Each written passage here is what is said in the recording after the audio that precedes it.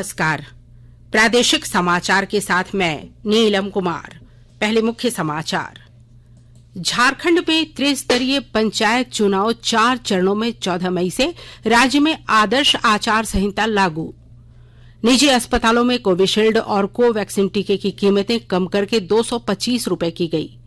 रामनवमी का पर्व आज देश भर में धार्मिक श्रद्धा और उल्लास के साथ मनाया जा रहा है। और आईपीएल क्रिकेट में आज कोलकाता नाइट राइडर्स का मुकाबला दिल्ली कैपिटल्स से, जबकि राजस्थान रॉयल्स का लखनऊ सुपर जायंट्स से होगा। और अब समाचार विस्तार से। राज्य निर्वाचन आयोग ने कल झारखंड में पंचायत चुनाव के विस्तृत कार्यक्रम की घोषणा कर दी। कुल 4 चरणों में होने वाले चुनाव में पहले चरण का मतदान 14 मई को, इसके बाद 19, 24 और 27 मई को 3 चरणों का मतदान संपन्न होगा। राज्य में पहली बार 3 चरणों में मतगणना भी संपन्न कराई जाएगी। 17 मई को पहले चरण और 22 मई को दूसरे चरण की मतगणना की जाएगी। वहीं तीसरे और चौथे चरण की मतगणना 31 मई को होगी। राज्य निर्वाचन आयुक्त डॉक्टर डीके तिवारी ने कल प्रेस कॉन्फ्रेंस में कहा कि राज्य में आदर्श आचार संहिता लागू हो गया है। यह नगर पालिका और कंटोनमेंट जोन को छोड़ पूरे राज्य में लागू होगा। आचार संहिता से राज्य सरकार की पुरानी योजनाएं और टेंडर की प्रक्रिया बाधित नहीं होंगी। उन्होंने बताया कि जिला परिषद, पंचायत समिति और पंचायत योजनाओं का कार्यान्वयन आदर्श आचार संहिता के दायरे में आएगा। राज्य निर्वाचन आयुक्त ने बताया कि 24 जिलों में 264 प्रखंडों के 4,345 ग्राम पंचायतों में चुनाव कराया जाएगा। ग्राम पंचायत सदस्य के 53,479, मुखिया के 4,345, पंचायत समिति सदस्य के 5,341 और जिला परिषद सदस्य के 536 पदों पर चुनाव संपन्न होगा। 5 जनवरी 2022 को प्रकाशित मतदाता सूची के मुताबिक पंचायत चुनाव में 1,96,16,504 मतदाता अपने मतों का प्रयोग कर सकेंगे। झारखंड बनने के बाद यह तीसरा पंचायत चुनाव हो रहा है। इससे पहले वर्ष 2010 और 2015 में चुनाव हो चुके हैं। लोहरदगा जिले में पंचायत चुनाव की अधिसूचना जारी होने के बाद सरगर्मी तेज हो गई है। विस्तृत ब्यौरा दे रहे हैं हमारे लोहरदगा संवाददाता। लोहरदगा जिला में पंचायत चुनाव की अधिसूचना जारी होने के बाद सरगर्मी और तेज हो गई है। लोहरदगा जिला में गांव की सरकार में 66 मुखिया, 81 पंचायत समिति सदस्य, 8 जिला परिषद सदस्य तथा 803 वार्ड सदस्य चुने जाएंगे। लोहरदगा जिला के 66 पंचायतों में गांव की सरकार गठित करने की दिशा में कुल 803 मतदान केंद्र बनाए गए हैं। यहाँ के मतदाता 66 मुखिया, 81 पंचायत समिति सदस्य, 8 जिला परिषद सदस्य के अलावे 803 वार्ड सदस्यों का चुनाव करेंगे। त्रिस्तरीय पंचायत चुनाव के पश्चात नवनिर्वाचित 7 प्रखंडों के 8 जिला परिषद सदस्य अपने एक अध्यक्ष तथा उपाध्यक्ष का चुनाव करेंगे। वहीं 81 निर्वाचित पंचायत समिति सदस्य लोहरदगा, किस्को, भंडरा, सेन्हा, कैरो व पेसरार प्रखंडों में एक प्रमुख तथा उप प्रमुख का चुनाव करेंगे। जबकि 803 निर्वाचित वार्ड सदस्य 66 पंचायतों के लिए उप मुखिया का चयन करेंगे। गोपी कृष्ण कुंवर, आकाशवाणी समाचार, लोहरदगा। राज्य निर्वाचन आयोग ने गढ़वा जिले के 1,676 प्रत्याशियों के पंचायत चुनाव लड़ने पर रोक लगा दी है। विस्तृत ब्यौरा दे रहे हैं हमारे गढ़वा संवाददाता। गढ़वा जिले में 20 प्रखंड और 189 ग्राम पंचायत हैं। वर्ष 2015 में हुए दूसरे त्रिस्तरीय पंचायत चुनाव में जिला परिषद सदस्य के 25, मुखिया के 189, पंचायत समिति सदस्य के 245 और वार्ड पार्षद के 2,448 पद के लिए चुनाव हुए थे। इस पद के लिए करीब 10,000 प्रत्याशियों ने नामांकन दाखिल किया था। सभी प्रत्याशियों को नियमानुसार चुनाव के दौरान हुए आय व्यय का विस्तृत खर्च के साथ जमा करना था। लेकिन पंचायत चुनाव 2015 में चुनाव लड़ने और जीतने वाले 2,676 प्रत्याशियों ने चुनाव खर्च जमा नहीं किया था। सभी को नियमानुसार निर्वाचन कार्यालय से 3 बार नोटिस भेजा गया था। अंतिम नोटिस प्राप्त होने के बाद इसमें से 1,000 प्रत्याशियों ने अपना आय व्यय का हिसाब जमा कर दिया, जबकि शेष बचे 1,676 प्रत्याशियों ने अपना हिसाब जमा नहीं किया। इसलिए उन्हें 3 साल तक चुनाव लड़ने पर रोक लगा दी गई है। विनोद कुमार पाठक, आकाशवाणी समाचार, गढ़वा। रक्षा अनुसंधान और विकास संगठन तथा भारतीय सेना द्वारा पोखरण फायरिंग रेंज में पिनाका MK-1 उन्नत EPRS रॉकेट सिस्टम और Pinaka area denial munition rocket system का सफलतापूर्वक परीक्षण किया गया है। पिछले 15 दिनों के दौरान विभिन्न क्षमता वाले कुल 24 रॉकेट दागे गए। इन परीक्षणों के साथ EPRS की तकनीकी दक्षता का प्रारंभिक चरण सफलतापूर्वक पूरा हो गया है और अब उद्योग भागीदार रॉकेट सिस्टम निर्माण श्रृंखला के लिए तैयार है। सीरम इंस्टीट्यूट के कोविड टीके कोविशील्ड और भारत बायोटेक के कोवैक्सीन के मूल्य में भारी कमी की गई है। सीरम इंस्टीट्यूट ऑफ इंडिया के मुख्य कार्यकारी अधिकारी अदार पूनावाला ने बताया कि कंपनी ने निजी अस्पतालों के लिए टीके की कीमत प्रति डोज 600 रुपए से कम कर 225 रुपए कर दी है। उन्होंने कहा कि केंद्र सरकार से विचार विमर्श के बाद यह निर्णय लिया गया है। उन्होंने 18 वर्ष से ऊपर के सभी लोगों को एहतियाती टीके लगाने के केंद्र के फैसले की सराहना की। भारत बायोटेक की सह संस्थापक और संयुक्त प्रबंध निदेशक सुचित्रा एल्ला ने कहा कि केंद्र सरकार के साथ बातचीत के बाद कंपनी ने टीके का मूल्य निजी अस्पतालों के लिए प्रति डोज 1200 रुपए से घटाकर 225 रुपए कर दी है। उन्होंने सभी वयस्कों के लिए एहतियाती टीके उपलब्ध कराने के केंद्र के निर्णय की सराहना की। देश में कोविड टीकाकरण 185 करोड़ 68 लाख का आंकड़ा पार कर गया है। कल 12,55,000 से अधिक वैक्सीन डोज लगाए गए। 12 से 14 वर्ष आयु वर्ग के बच्चों को अब तक 2 करोड़ 21 लाख से अधिक टीके लगाए गए हैं। अब तक 2 करोड़ 43 लाख से अधिक एहतियाती डोज पात्र श्रेणी के लोगों को लगाए जा चुके हैं। अमृत महोत्सव के तहत आकाशवाणी के साप्ताहिक क्विज में आइए आप भी शामिल हों।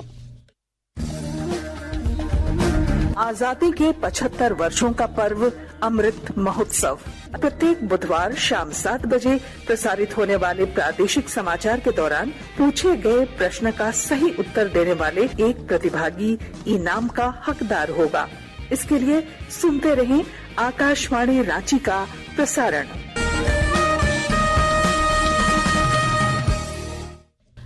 आकाशवाणी के ताजा तरीन समाचारों के लिए आप हमारी वेबसाइट newsonair.com पर लॉग ऑन कर सकते हैं। ताजा समाचार Twitter handle @AIR News Alerts और Facebook page all India radio news पर भी उपलब्ध है। आप प्रादेशिक समाचार एकांश के ट्विटर हैंडल @AIR News_Ranchi और फेसबुक, इंस्टाग्राम पेज तथा YouTube channel AIR News Ranchi पर भी हमारे बुलेटिन सुन सकते हैं। प्रादेशिक समाचार आप आकाशवाणी रांची से सुन रहे हैं और अब पेश है कोरोना से बचाव के कुछ संदेश। कोविड-19 से बचाव और सुरक्षित रहने के 3 उपाय। मास्क लगाएं, 2 गज दूरी है जरूरी, सुरक्षित दूरी रखें, हाथ और मुंह साफ रखें।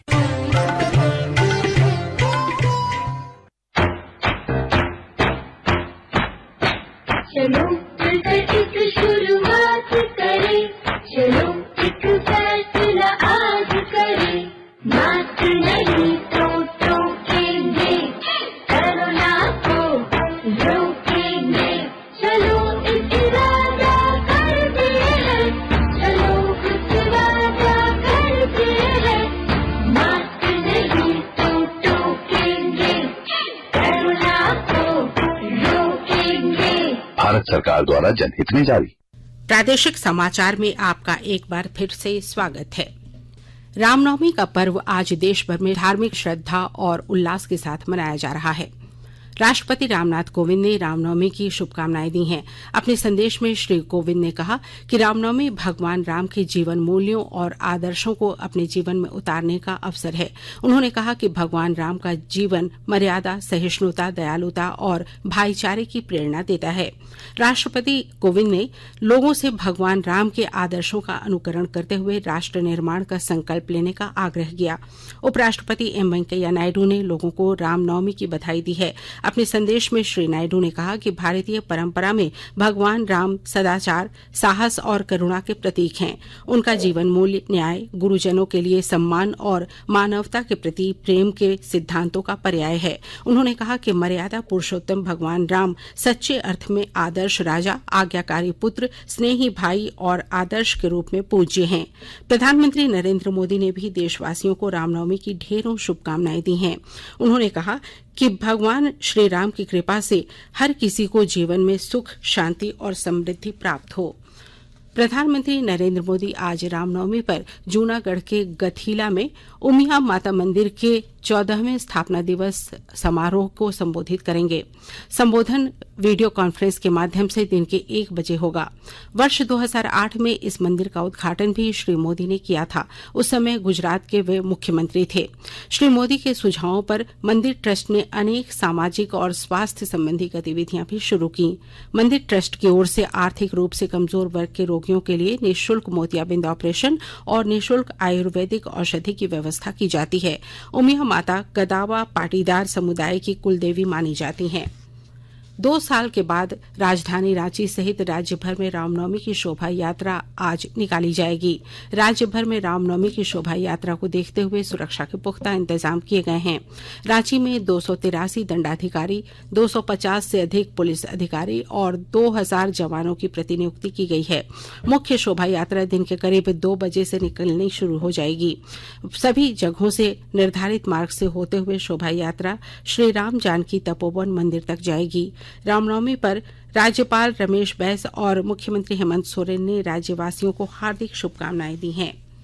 सरायकेला शैली छऊ नृत्य के क्षेत्र में अपनी महत्वपूर्ण योगदान देने के लिए राजकीय नृत्य कला केंद्र सरायकेला के निदेशक तपन कुमार को वर्ष 2018 के संगीत नाटक अकादमी अवार्ड से नवाजा गया।